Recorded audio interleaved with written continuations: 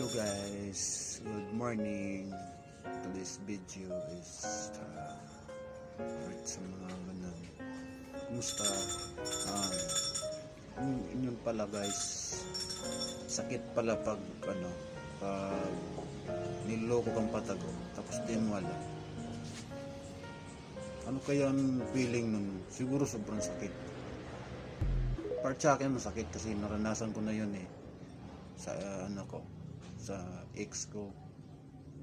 Niloko ko patago, hindi ko alam. Pagkakaalam ko na lang ganun, nabalitaan ko na lang ganun, na niloko pala ako niya ng patago. Pero okay lang yun at naranasan ko na.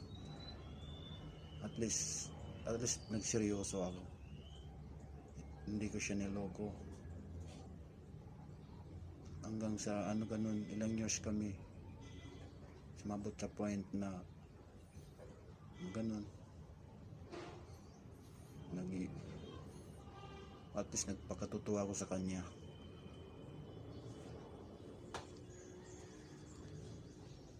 Kaso ambot ko sa point na niloko rin ako niyang patago, hindi ko alam. Pero okay lang yan.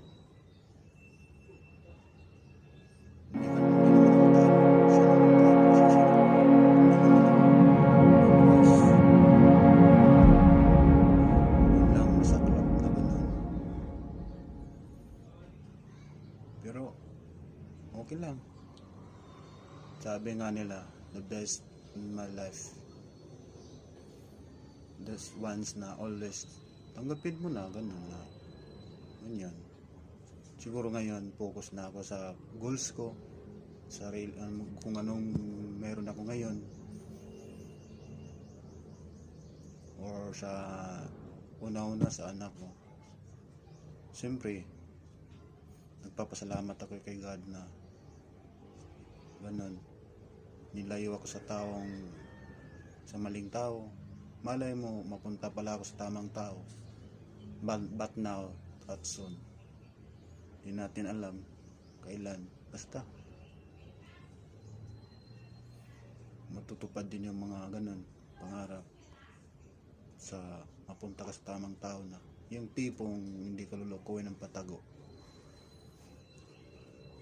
Hirap nun yung mahirap kasi nagsiseryoso ka, tapos ganun, malalayan mo na lang niloko ka, hindi mo alam, kakaalam mo na lang. Yung tipong